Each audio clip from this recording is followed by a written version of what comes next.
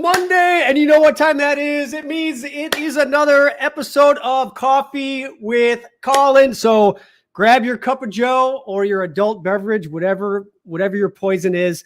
And we're going to have an amazing show tonight because not only do I get to have one of the most beautiful and sweetest women on television, but I can genuinely say she's a friend of mine. I've known Miss Chrishell Stause for, probably 15 years now. She and I worked on All My Children together. So before we bring her on, I'm excited to talk to her about all of her success working on her hit TV show, Selling Sunset on Netflix, and how she got to where she's at. Because she comes from a small little town in Kentucky, similar to where I come from, a small little town outside of Chicago. So we have a very similar story. And I'm excited to have her chat about what it's like to work on a hit reality TV show and also soap opera and all that good stuff. But before I bring her on, I just want to say a huge thank you to our sponsor, Picticular. Picticular is the #1 movie curating app where if you're looking for a great movie to watch, what you can do is after the show, you can go on and watch my guests, click on and see what my guest's Picticular Pick 6 is. And it's my guest movie recommendations for that week. So Chrishell is going to be sharing with us what her pick 6 is for this week. And I just want to give a big shout out to my PR company, Remake, for putting this all together. You guys do an amazing job. So thank you very much for all of that. And then finally, a huge thank you to everyone who has joined us over the past few weeks. This has been an amazing opportunity. And you know, life is crazy, isn't it? So I was supposed to be on a one-man show tour right now. Touring, basically I put together a one-man show tour based on my book that I wrote, Agile Artist. And because of this little thing called COVID that happened, we've all been kind of like, stuck at home. So what are we going to do? A lot of us have had to pivot. We've had to do new things. We've had to try new things that we would have never done before. And sometimes it takes getting out of your comfort zone to do new things and to discover some incredible new opportunities. And one of those opportunities is Coffee with Colin. So this whole show is all about sharing with you all the insight, positivity, motivation that I've learned along my journey coming from little town USA to the biggest stages in Hollywood and having written a book and overcoming cancer. I know a lot of people are dealing with your own life challenges, whether it's career, personal, health issues. And this show is all about sharing with you insight on how you can make your life the best it can possibly be. So without further ado, let's bring on the beautiful, the talented Miss Chrishell Stause. Ladies and gentlemen, put your hands together. Hello. Say hi, Gracie. Who's that? This is Gracie. She wanted to say hi. Hi, Gracie. What kind of dog is she?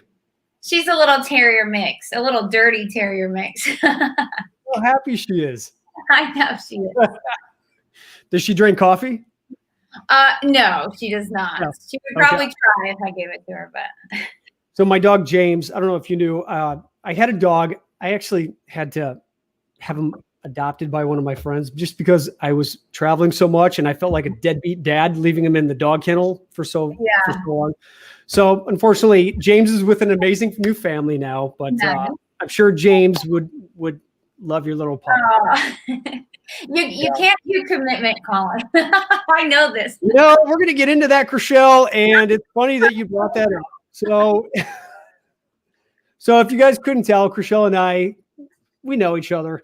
Not like that, though. Not like that. We've never dated, but we've actually we are characters on All My Children. Chrishell and I worked together on All My Children for 3 years.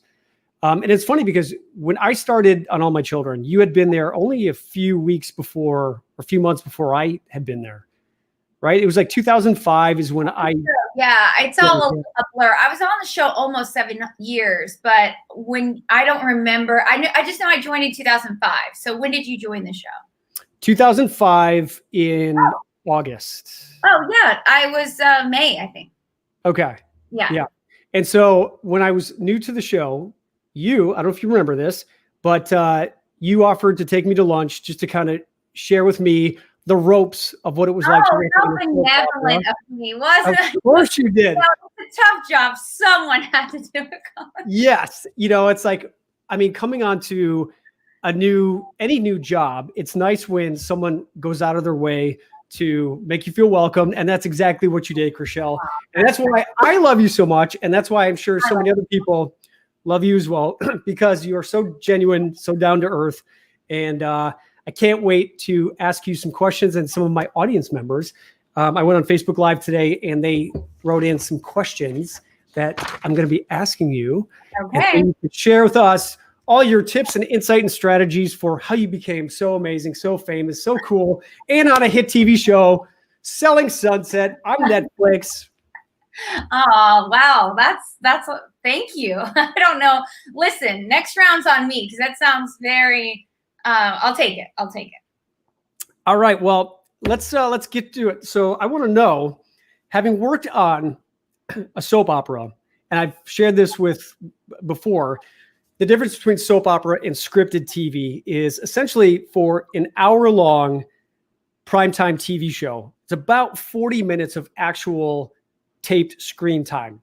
So it takes about 7 working days to film a 40-minute primetime TV show. And that's like 12-hour days, right? And that's about shooting like 80 pages worth of script. Now, imagine shooting 7 days worth of material in one day. That's what we do on soap operas, right? It's crazy. So normally the amount of dialogue that someone has, an actor has on a scripted TV show, 1 hour, regular TV show, primetime, is, I would say roughly maybe 5 to 10 pages, maybe a day. Yeah. The most I had on all my children was 28 pages. I think I've had, I remember having a couple really rough days at all my children where it was just like, because we would film more than 1 episode a day sometimes and you'd be stuck. But everything I thought was so crazy, Days of Our Lives just like trumped it. I mean, really. I remember there being days where I was like, there's absolutely no way I will be able to do this. Like it's absolutely impossible. And this is coming from someone that had done it, successfully on another show, but they just, I think, budgets get tighter and the time, they need to be out sooner, and the amount that they give them now, it was rough. I remember when, one of my first scenes that I was doing with Susan Lucci, it was just these like monologue after monologue. And I mean, I equate working on a soap opera as like jumping on a treadmill at the highest speed possible, and you're just like trying to keep up. And I just remember because with soap opera, there's 4 cameras shooting all at once, and they're basically, you do 1 or 2 takes and then you've got to move on. Whereas with primetime, you get 3, 4, 5 takes, sometimes more. And I remember I just couldn't get through this damn monologue. So the assistant director came up, gave me the script. He's like, just read this. We're going to put the camera on Susan. And then as soon as you're done with your monologue, just hide the script behind your hand and we're going to cut back to you. Humiliating. I mean, it's like, okay, I'm going to obviously get fired after today, being on the job for like 2 weeks. But how would you compare the difference between working on a soap opera compared to reality? It has its own set of crazy, because what you just described is the insanity of doing soaps. And then obviously there's a whole separate set of problems over in non-scripted. All of that being said, I love both dearly. I've come to I just really enjoy doing all different aspects of it. So you have to enjoy the craziness of it. I would say, did you ask me which one I like better? What's the difference? What would you say is the difference between the two? And if you had a choice, which would you choose? So it's the easy answer for me is scripted. There are no surprises. Do you know what I mean? It's just, you can be really prepared. And my personality gravitates a little more towards, I like to be prepared. I don't really like surprises. I want to be, I want to be able to do the best I can. In scripted, the best is if you don't have any of that. Like you don't know what's coming and they throw stuff at you and they want your reaction just like in the moment. And that's very jarring a lot of times. So, they can be very different in that aspect. And so obviously I prefer to do scripted, but that being said, obviously I've, because of what we're doing in the unscripted world, I have a whole second career, which I'm so grateful for. So I can't even really say that, because it's like I have a completely second, lucrative career now, which has been really amazing. So anytime the bad stuff happens, it's like it evens it out with things that I know I need to be grateful for. So well, I would say even a third career, because I mean you've got the legitimate real estate side of what you do. I mean, you are a full-fledged real estate agent. Yes, right? It is a lot of work. That's what I've been juggling today. Just like, but it's good. I mean, but the show came out and it's got a big impact. And some people are like, I want you to sell my house. And I'm like, well, I want to sell your house. How am I going to do all this? But I got to figure it out. Yeah. So I got to ask you, because, I have my broker's license as well here in Chicago, and the average home price here in Chicago is, $200,000 to $300,000 sale. So the commission on that is not huge. You guys are selling $10, $20 million properties. What is that like? I mean, the pressure to make sure that you deliver and you're servicing your clients has got to be that much more intense, especially dealing with these multi-millionaires who probably have properties all over the world. And just from what I've seen on some of the episodes that I've watched, they're not nice. I mean, you don't get, when you get to that budget, that price range, it's not like people are like, oh, I'm just happy to be here, I want to be on the show. A lot of times you have to really talk them into allowing us to be there, because these people have all the money in the world. They don't really. It's interesting. It goes one way or the other. Either they really want to be part of the show, or a lot of times when we get in that really high price range, they don't care about it. So you have to really work to get them to want to do it. And so you're not really treated with kitten gloves when, some people might think you are. It's in fact the opposite, because they're like, I remember getting yelled at once where they were like, you just care about the TV show. I need my house to sell. And I was just like, of course I'm trying to sell the house. But it's hard to have these conversations, but, we dealt with it on the show. He was overpriced and I was trying to get him to go down. And anyway, but it adds for a whole separate, set of obstacles sometimes, but. Yeah. How much was the listing of that house? What was the price? That one, was a little over $4 million. Okay. So what's the most expensive property that you've managed or sold, or? The most expensive one I'm told is $5 million. I've yet to top that, so that's my goal. I got to get over that 5 mark. I just got a 3 today, so that's a big one.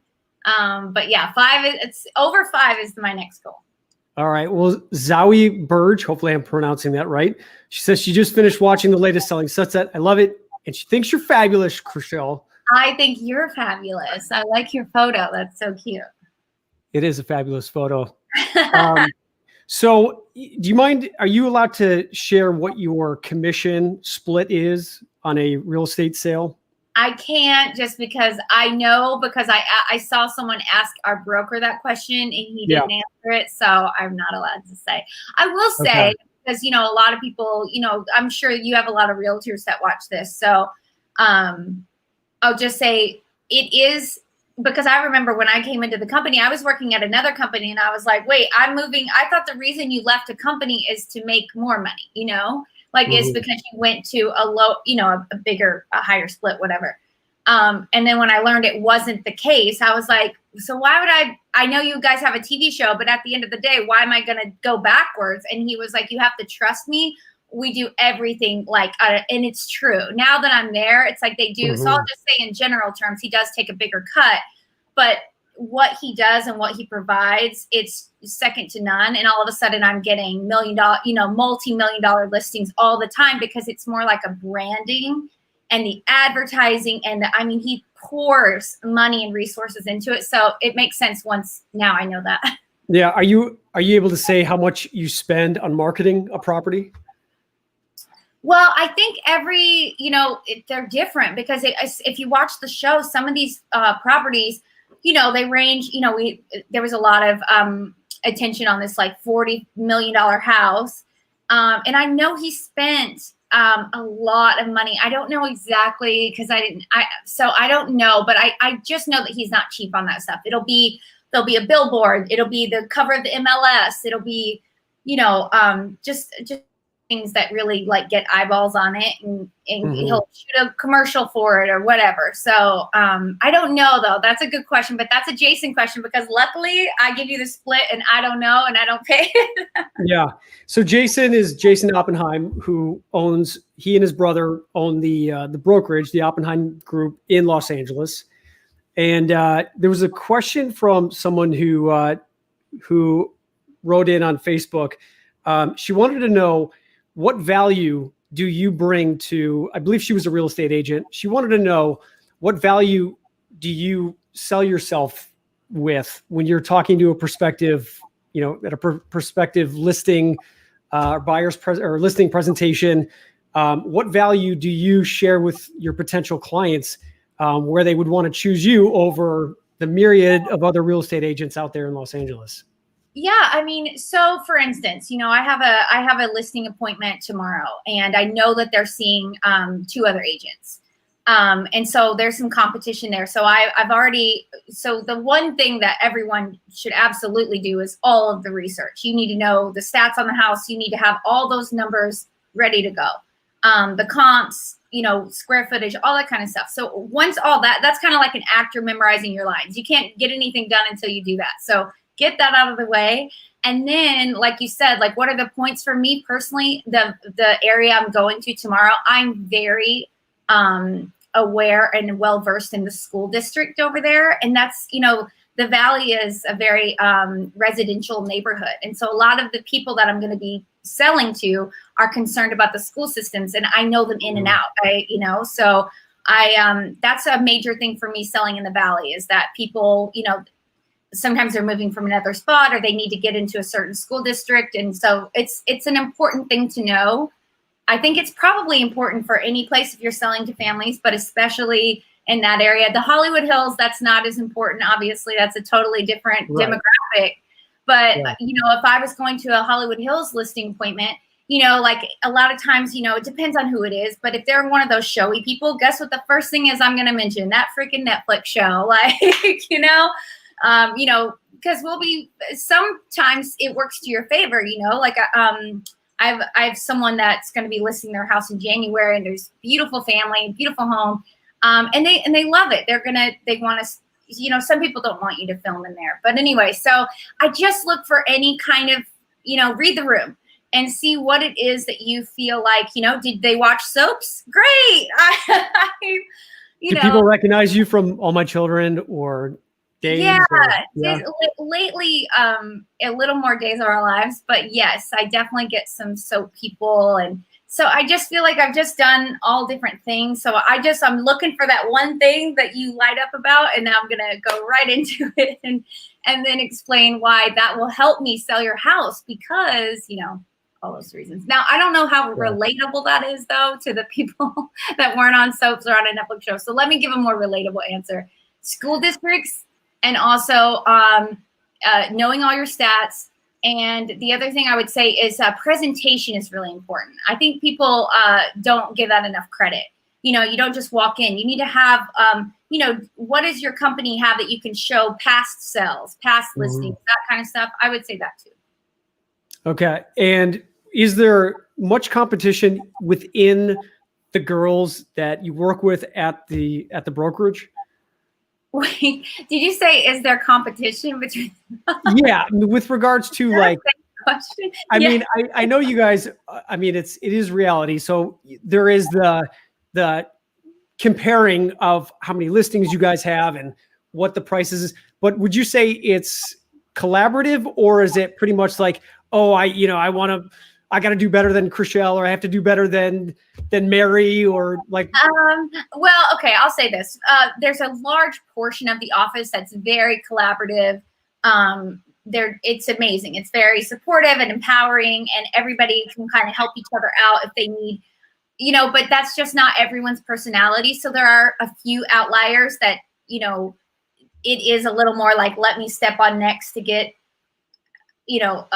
further ahead. And that's just not my just not how I handle things. Mm-hmm. So there is, it depends on if you're working on a deal with a certain agent, it's going to be more difficult versus, or, if you're going on a listing appointment against another agent, it tends to be a little, Have you gone on listing appointments where someone else from your brokerage has also been in competition for that listing? Yeah, actually it's on, I think one of those situations was on season 1, I think. Yeah, season 1. She interviews us both. We thought she was bringing us on to co-list a property. She wanted to meet with us. And in fact, she was interviewing make the listing. At the same time, we were like, so then all of a sudden we had to both give answers of why we thought we'd do a better job. We were like what? Oh. So that was a little, but that's what I'm saying. There's an element of surprise with reality TV where it's like, that threw me for a loop. I thought we were going to co-list something. So I was like, wait, what? Yeah. Anyway.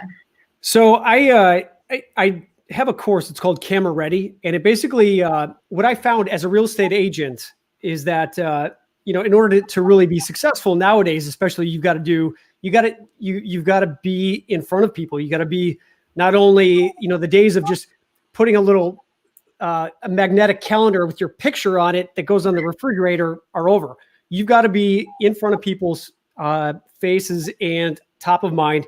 So a lot of people are doing stuff online. So whether it's Facebook, Instagram, the problem is I find a lot of agents in my brokerage are just, they're timid about putting themselves on here and being like, hey, this is, Joe Smith. I'm at 123 Main Street, and this is a 4-bed, 3-bath house. And so a lot of people who are really good at real estate, or you may be a great CEO, or you may be really good at whatever it is that you do, but there's certain like on-camera techniques that obviously we as actors, we learn and we train to be confident in front of the camera. Do you ever find that when you are going on these listing appointments and the people are, do you find that they're leery about being on camera, or are they excited about being on camera? Do they get nervous? Do you have to coach them while you're shooting an episode? Sometimes, yeah, because a lot of times you're right. We're not working with people that naturally gravitated towards the camera. We're kind of invading their home and asking them to so sometimes it makes for television gold. One of those examples is my sister. My sister was on season 3 and she was terrified. She was also on season 1, but she was really terrified because she's not a person that wants to be in front of the camera. She doesn't, she's just not a personality. And yet she's one of the highlights of the entire show because her realness just comes through, and who she is so that's just so natural to who she is. Then you have the opposite where people, they just, all of a sudden they start talking weird, or they start, shaking, or they don't, even the simplest things like, just walk around like you would, don't worry about us, act like we're not here. And then they'll keep, there's millions of people watching me. Like how, like stopping, being like, well, wait, do you want me? But it messes it up. So we're trying to tell them, like, please don't reference, just act like just do what you would do and act like they're not here. That's a hard concept for some people to do.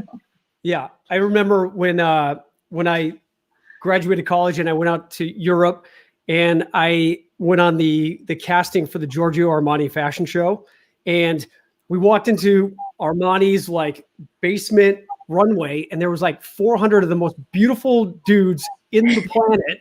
And we're all just sitting there, and one by one, we had to go up on his runway that's like lit up with like plexiglass. And there he was at the very end with his assistant.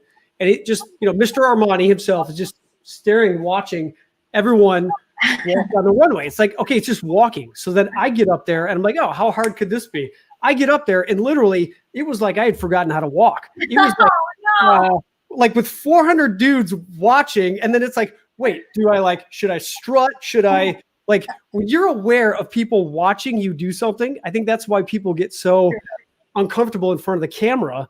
Because didn't you book that? I did, but there's a story behind that, and I will tell that another time. But yes, it was all about, he did want me to come back, and I had to go back for the audition or for the fitting.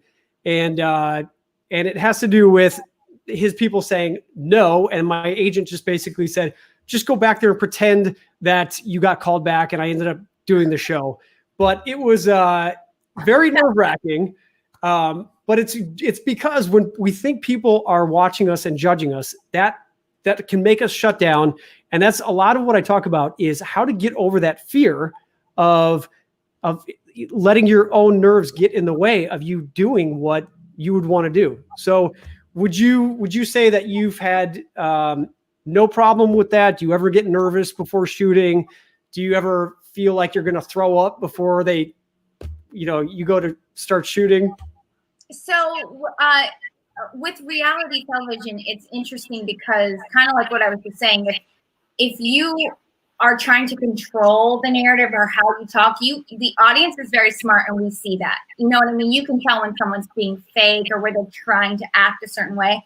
And when someone's just kind of being their self, good, bad, or in between, ugly, whatever, I think that also comes through. And so, in my opinion, the most successful shows work when people really are, you have to let go of the control. Like and so in the beginning, it was so anxiety inducing to, imagine when a show is a pilot, it's not proven, you don't know what it's about. You were told it's about real estate, and all of a sudden these girls are yelling at me. I'm like, what's happening? I know, I'm just trying to sell a house. So there was a lot of that in the beginning. And now, I have so much trust in Adam Develos. He's the creator. He created The Hills and Laguna Beach, and he's just got a real eye for a beautiful aesthetic. And he does a really classy version of things, I think. And he's always just made me feel comfortable, even when things have not been, things that I wanted to talk about. I feel like because I trusted him, I was able to just, okay, I'm going to just be myself. It is what it is. I don't think he's going to use something and try and make it look like something it wasn't. And I am who I am. So that kind of, I'm able to let that go a little bit. But that anxiety of, pushing myself to do a reality show or to go get my real estate license, to be honest with you, I was working in soaps for so long. And this was back when it was kind of frowned upon, because other actor friends kind of thought that meant I gave up or something. And they, you get some judgment. I remember when that story came out, the man that was caught working at Trader Joe's, God forbid, the actor that was from a sitcom. And I remember thinking so much like, oh my God, I'm not the only one. That's so cool. Yeah, I remember going to this sushi restaurant in Santa Monica, and my waiter was one of the actors from American Pie. And I was like, and it's like, thank you. This is real. And I think there's this perception that you have to do things like exclusively. And it was funny because when I first got booked on All My Children, there were actually some people that were like, what are you doing a soap for, man? You're doing a soap opera? And I'm like, one of my acting teachers said, I dare you to try to get a soap opera. I dare you to try to get a job in the acting industry, whatever it is. And I think some people just they don't appreciate or understand how truly difficult it is. And that's with everything. So I guess my question to you is, what advice or insight would you share with someone who is maybe self-conscious or cares a lot about what people think of them, and how that can hold them back with where they're at? Well, that is me. Okay. So that is me and my blood. I've had to fight past that, because I've always been, I grew up in a way where I always was just wanting to fit in. And instead I was very much the opposite. And it wasn't until much later in life that I felt like I could even, pretend that like, oh, okay, like they don't know that old life. I can be like someone new. Like when I went to college, I remember like shedding my first name and going by Chrishell as my middle name, and just like, because growing up was so hard, and we didn't have money. We didn't always have running water. That just led to, I was bullied a lot, and it sticks with you, that feeling. Yeah. And so then when you get out of that, I still had such a want to please people and to fit in that it's hurt me in business for a while in my life. And I made a lot less than I should have. And I settled for a lot of things that I shouldn't have. And And over the course of time, I've slowly been able to find that worth, where it's like, okay, you do have to, because I get that, wanting to care about what people think. And social media is a big part of that too, where you have to use it in a healthy way. You know, if you're, you know, not as validation, you have to know who you are. And if you're putting it out there and you don't get the right response and it's going to upset you, then you shouldn't be putting it out there, you know. Yeah. And that's hard. We're all, I'm sure we all have good days and bad days, but for me, I would just say the most rewarding experiences that I've ever had were the ones that scared me to death. And I pushed past it. And, you know, in the moment you can feel like your heartbeat in your neck, and you feel like you might, you know, pee yourself or something. But, you know, I just, you know, whether it's you know, my screen test for all my children and that got me the job, or, you know, walking into that Selling Sunset office the very first day where cameras are up and I'm really meeting everybody for the first day, I was so scared. And I was like, what am I doing? Oh my God. You know, or just, you know, taking the real estate exam, or just things that, you know, and obviously a lot of personal things. It's just, you have to kind of, in my opinion, don't be scared of that feeling if something scares you. Take it as a nudge towards, well, maybe that's something that will push my boundaries and push me to, you know, push myself a little further than I thought I could go. Yeah. I love when I feel terrified about doing something, because I know there's going to be something that I'm going to learn, some sort of like insight, or something that is going to just enrich my life in some way or another. I know that when I don't push myself and put myself out there, I always regret it. And I always feel like, you know, I'm always like, I never want to be 80 years old and look back and say, I wish I would have, or what if I tried, or what if I did this?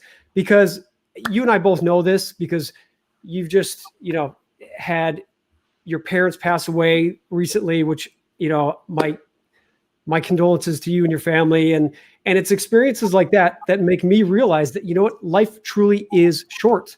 And if we don't make the most of it, why are we here? What's the point if you're not going to just put yourself out there? And yes, people are going to say certain things, but usually the people that criticize you the most are the ones that need the biggest hug. They're usually the people that are miserable, or they're dealing with something on their own. And you playing small in life doesn't do anyone any good. And that's why I am excited that you're here, because I just admire the hell out of you for being as brave as you are, for just going forward in the face of feeling all that nervousness and whatever. And look at how amazing your life is because of it.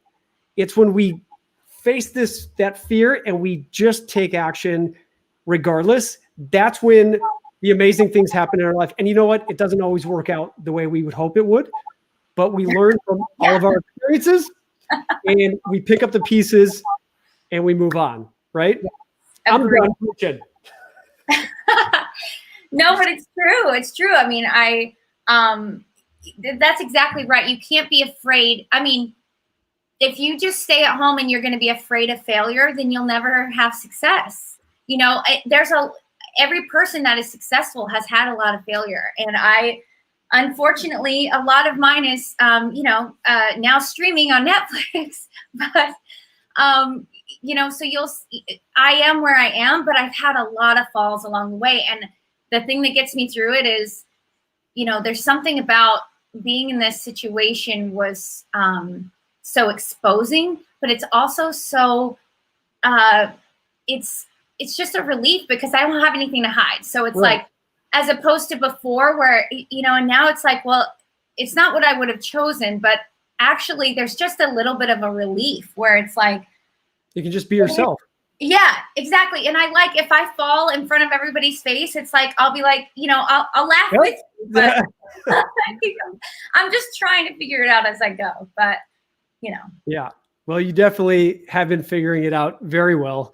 I have a question here from, let's see, don't have a name here, but the question is, what has been the biggest challenge that you have overcome in life? I would have to say, I want to say a different answer because I don't want to go into this topic, but then I would be lying. So I'm just going to be honest.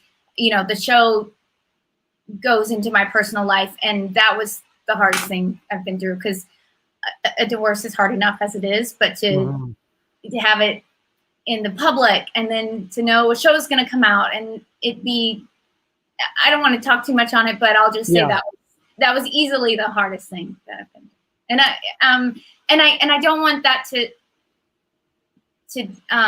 there's just something about when you love a parent or you lose somebody, and and they knew you loved them and you were there for them. It's almost, and they were in pain, and then they leave. There's just a little bit more of a bow to that, of like the life cycle, where it's not it's so sad, but it's not torturous. So I would say that's why I would say that. Yeah. Well, I know just when we experience loss in life, like when my dad passed away 3 years ago, I always try to remember what he left with me and what the feeling that I always had with him, which was just this feeling of groundedness, this feeling of feeling just safe. And although I didn't always see eye to eye with my dad, and we would butt heads about certain things, I look at what did I learn from my dad, and what can I take who my dad was, what he did. He was a consummate gentleman, just someone who always cared about people. And just, I always think about how can I carry on that legacy of what he left to other people. And whether it's someone younger or someone who is, who's looking for some sort of, insight or mentorship or whatever it is, I'm proud to know that even though my dad is not physically here, or your parents are physically not here, what was it about who they were that lives on forever? And much like in marriage, when relationships end, I'm 47 years old and still not married, and you will make fun of me because of my commitment issues. But honestly, for me, I've always, it's not so much commitment as it is, I knew I haven't been ready to fully commit on that type of a level. And I give you a lot of credit because you did it. And there should be no regret in you trying something and you doing something. And I'm sure there's a lot of amazing memories that you have from that you will take with you. And there's things that we learn from every experience where, yes, we're going to get burned. But you know what? That doesn't mean we have to stay down on the ground. And now that you're moving forward, I'm sure there's a lot of great things that you've learned from that experience that you can take into another relationship. So I'm going to transition into this question. What would you say for our viewers out there who are looking for maybe some insight on what are maybe some key things to the success of a relationship? What would you say are crucial with regards to? Well, I think I might be the last one you want to be asking, Colin. Well, it's certainly not me, because I'm going to need something stronger than coffee with Colin to answer that question. Yeah, we'll take this after. We'll do the after coffee with Colin, and we'll have a gin and tonic. I can give you what I believe to be true, but of course it just seems like, it sounds like I'd be trying to sell, tank tops to Eskimos, but here you go.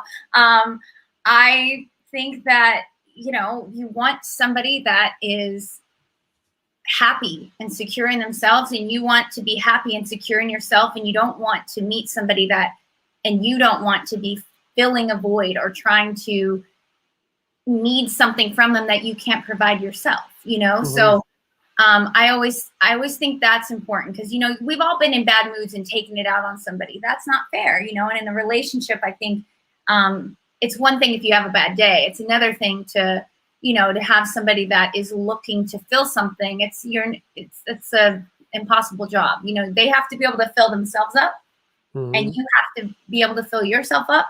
And hopefully that's the most healthy place you can meet someone at that spot. So that when you go through the ups and downs of life, you know, you can meet them there and hopefully balance each other out. That's, I mean, again, take it for what it is, but that's what I would say. Yeah, no, it's great advice. And while you were talking, there was a few comments here. Roseanne Roberts Sparks says there's always lessons from every relationship. And there was someone else who said, just keep your head up. And I mean, you are doing that, Chrishell. You are not alone. Hold your head up high. And yeah, I mean, look, nothing is perfect in the world. And I think what I admire about people is just when you just jump headfirst into something and you're going to make mistakes, but you learn from them.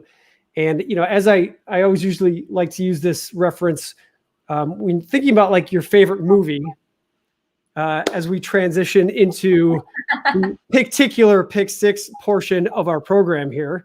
When you think about what your favorite movie is, first of all, what is your favorite movie? I think I said, you know, I have a favorite different genres. Like I love scary movies but I think I put on there that the last one I saw that I loved was Midsummer. But that's not like my ultimate favorite movie. It's just the last one where I was like, oh my gosh, I have to go see that again now. And it's a Swedish movie, right? It's with Florence Pugh. It's like a scary movie, but in the daytime, it's amazing. Okay, I think I looked up the wrong Midsummer then. Yeah, it's Midsummer. It's like Sommer, I think. Or AR. Okay, and who's the main character in the movie? The actress is Florence Pugh, but I don't know like the character's name.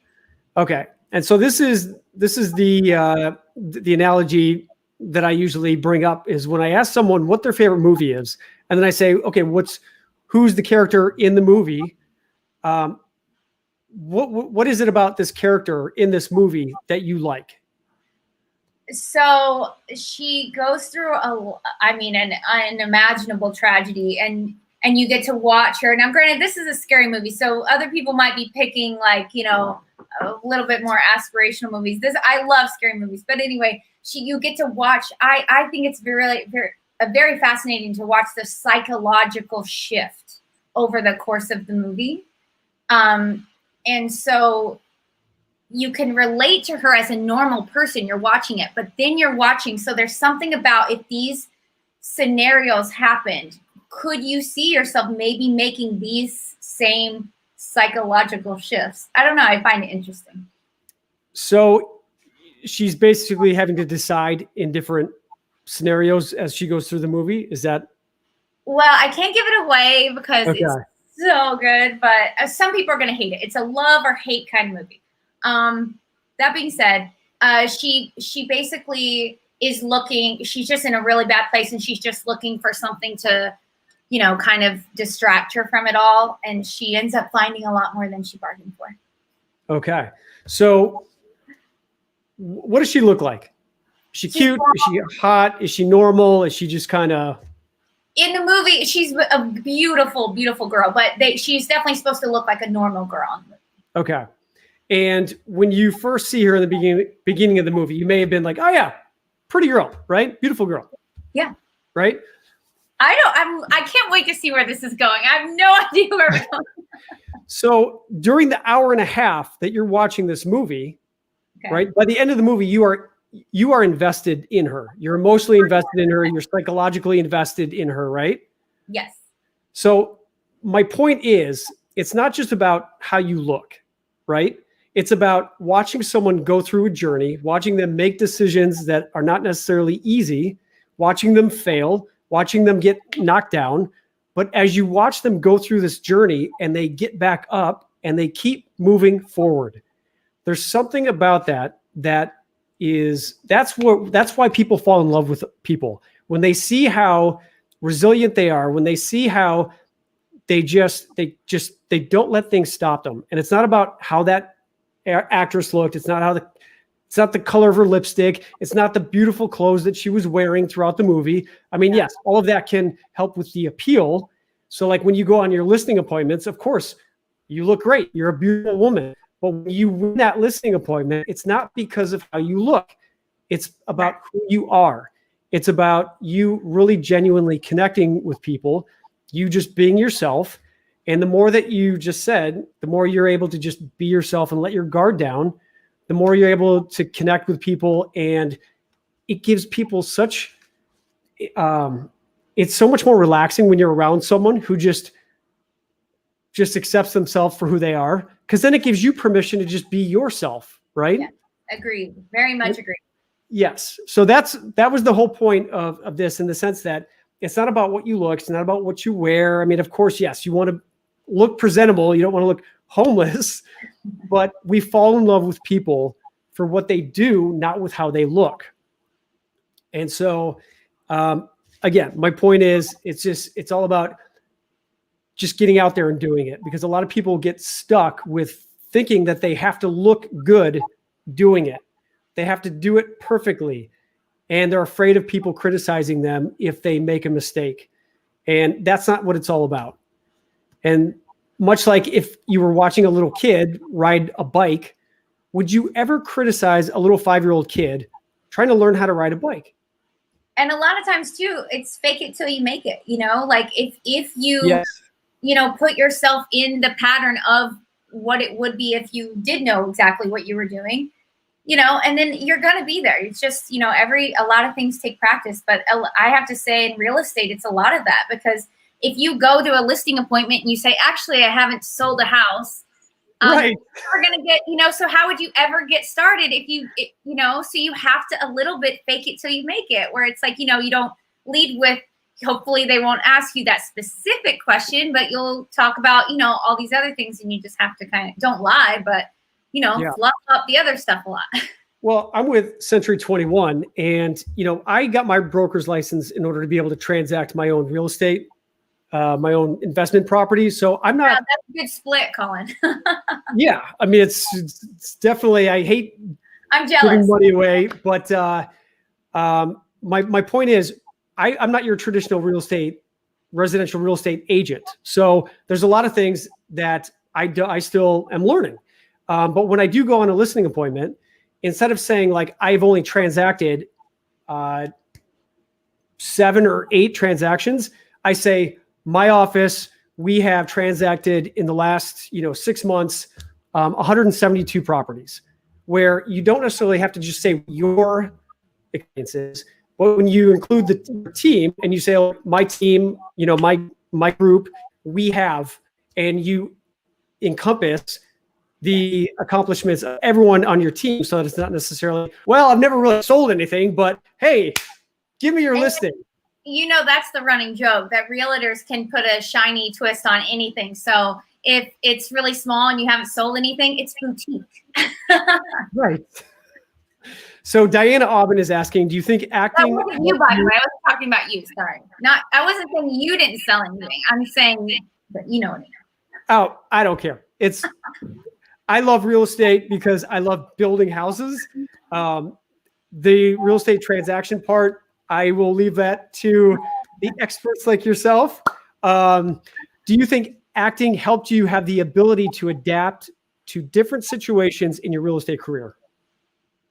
I guess I'm sure it did. And it's not like in the moment I'm like, let me, turn on the tears or act this way. I don't think I do any of that, but I guess if it's so ingrained in you, there must be times where it helps you to be a little more extroverted or a little more, read the room, because as an actor, you do have to listen what the other person says before you respond. So, a lot of times with these buyers or sellers or, builders, they have very different personalities. So I am adapting continually to what I'm getting from them.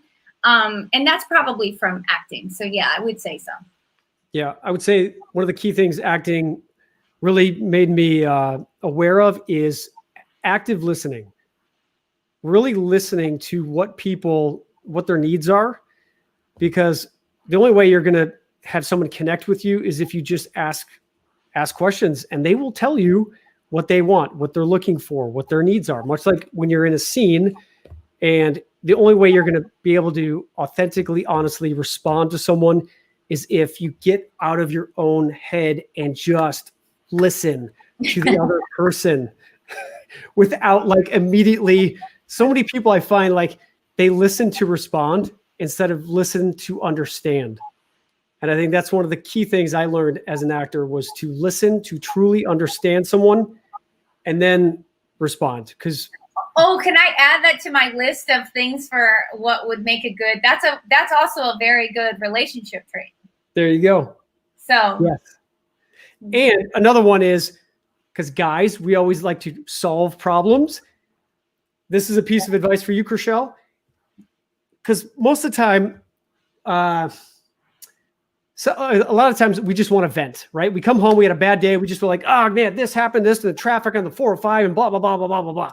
And as men, we are like, well, honey, why don't you just do this? And why don't you tell him this? And why don't you just do that? And what do you, da, da, da, da, da, da. And most of the time you're like, I don't need you to freaking tell me what to do. I don't need you to solve my, so if you just preface it with, hey, honey, I don't need you to solve this problem. I don't need you to give me an answer. Can I just like tell you how freaking crazy my day was? And then can you just give me a hug afterwards? And we're like, oh, I don't have to solve the problem. I don't have to. Okay. Yeah, I can do that. What happened? So that's another little key piece of advice. Oh, yes. I think that's like one of the, you know, I'm sure every guy and girl has come across this. That's like one of the foundational things that I think, you know, we're different on. So yes. Fun. All right. So the next particular Pick Six movie question is, okay. What was your favorite movie growing up? I think I put Overboard with Goldie Hawn. I love that movie. And Kurt Russell. Yes, it's so sunshine and it's funny and it's just the chemistry between the two of them.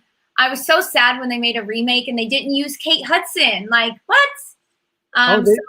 They did. Actually, it was Goldie Hawn and Kurt Russell, right? Didn't they do a follow-up to it? No, they made it. Just act like there was no remake. There was no. Let's just pretend there was only an original. Yes, but if that movie is on, I'm playing it. I will never change the channel if that's on. I know that's a pick, but Natalie Scrid loves Overboard. Diana Aubin loves that movie as well. Excellent. Okay. What is the movie that you are embarrassed to say you love, or TV show? Okay, so here's the thing. I personally, listen, I have a low threshold for what I would say would embarrass me because I was trying to think of this, and I think if I like something, I would just say I like it. However, there is a show on, now again, I'm not embarrassed to say I like it because I think it's funny, but I think a lot of other people would be. It's like The Bachelorette. It's called Labor of Love, except for they're vying to have her babies. It's over now. Legit are competing to impregnate the woman to have their baby. Yeah, because I think she needs like embryos. So it's like, let's get it in the pan. Let's get it, I don't really know, but get it in the pan. I don't know if they were going the natural way or not, but all I know is that I was like, wait, they're like, she's trying to figure out like whose DNA would make the better father. This is interesting. Okay, I'm in. Okay. I've never heard of this show. I'm sure my mom is going to want to check that one out because she loves 90 Day Fiance. And let's see if my mom texted me because I asked her if, nope, she's probably watching 90 Day Fiance. Oh my God, you have to tell her I said hi. I will tell her you said hi for sure. What is would you say your favorite comedy is Overboard? Did I mess that up? What was the other one you asked me? What was the question before you just said? What was your favorite movie growing up? Okay. I think that one I actually would have said like Gone with the Wind, just because I watched it like a fanatic, like for whatever reason, a million times. I just like had this idea that I was going to take curtains off and like make a dress. And then my favorite comedy is Overboard, but they're both the same. I mean, I love them growing up. One was the drama that I lived for, and one was the comedy. So, okay. So it's Vivian Leigh and Clark Gable, right? Yes. Yes. So I read that they did not get along on set, and a big problem was because apparently Clark Gable had bad breath. And no, this is what I read. It's crazy, stupid things you read when you're reading acting articles. Oh my God, that's funny. So, tip to you guys out there: make sure you brush your teeth. Who is your favorite male movie character or actor? I am a huge fan of Will Smith. I just think, he's like one of those, like, he's just a movie star, so there's just like those people where it's like their movie star quality, you got I know you get Tom Cruise all the time, Colin. It's just, they're movie stars for a reason. Brad Pitt, I mean, you just like can't not watch them. So I'm excited I think Will Smith, it's like, I'm ready for him to like make a comeback and give us like one of those like 4th of July type of like, when the movie theaters come back, one of those movies where everybody goes to see it and it's like an event. I can't wait. That would be great. Yes. One of those movies is the new Top Gun. That's the one I can't wait for. Exactly. Yes. And that's your guy. That's my dude. That's my dude. Who is your favorite female movie character or actress? Sandra Bullock has always been my favorite actress. I'm obsessed with her. I love her. I just want to breathe the same air as her. Everything she does, from drama to comedy, just there's nothing she will ever do for the rest of her life that I won't see. I'm in from the get-go if it's got her name on it. Yep, I agree. Well, Chrishell, before I let you go, I just want to say I just admire the hell out of you. I love you, and it's just so great to see you and see how you've just come from small little town, and now our big little girl has grown up, and she's on a hit TV show on Netflix. So you guys have to check out Selling Sunset. Season 3 just dropped. When? Thursday? Friday. Friday. Okay. Friday. Yep. Yeah. Well, you've got my mom hooked on it now. So yes. Good job. I love it. And before you go, you get to ask the 8 Ball a question. Okay. All right. Yeah. So what are you going to ask the 8 Ball tonight? Is Selling Sunset going to be picked up for season 4? Ooh. You may rely on it. Yes. I swear to God, I can't tilt it, but I swear that's exactly what I'm going to take a picture of this and I'm going to post it on Instagram. Okay. Yeah, I put a lot of pressure on the 8 Ball there, but I love it. That's awesome. Colin, I love you. Thank you so much for having me. This is so fun. Check it out. I don't know if you can see it. Yes, I can. You may rely on it. That's it. All right. I called it. I love it. Chrishell, thank you so much for being here. Again, it is so great to see you. Good luck with everything that you've got going on. Continued success and much love. Thank you. I love it. Mwah. Good to see you. All right. I'll see you soon. All right, everyone. Thank you again for watching. This has been highly entertaining. As you can see, Chrishell is definitely someone who, again, I absolutely love and adore. And it's great to see her being as successful as she is. I hope you guys got a lot of really great insights and wisdom from what she had to share. And again, it's all about just going out there and in the face of the feelings of being nervous and the feelings of needing to do it right and being perfect, just taking action anyway. Another one of my favorite actresses out there who I've worked with, I am proud to say and excited to say that she's going to be on Coffee with Colin next week, and that is Sasha Alexander. I worked with her on Rizzoli and Isles, and she's another amazing, incredibly talented actress, and we'll be asking her similar questions about what it's like to work on hit TV shows and working with a lot of other talented and famous actors out there. So for those of you out there who are looking to just get that's same motivation, to get that kick in the butt, to go after what it is that you really care about in life, then all you got to do is go to my website, colinegglesfield.com. On there, I've got a course called Inspire, and it is a 6-week online course. And it is all about getting out of your head, getting out of your own way, and getting out all your dreams and your insight and your passions, everything that you have inside of you that you've been wanting to do, but you've been holding yourself back. This course is all about getting all of that out onto paper and into a script where you get to be the movie star in your own script of your own life. So I'm going to be doing a live webinar at the end of the week, and I'll be posting on Facebook and Instagram, so stay tuned for that. And again, it's all about just making all of your dreams and your passions come true. So that is what I love to do. That's what I'm passionate about. Thank you again for being here, and we will see you next week. Cheers.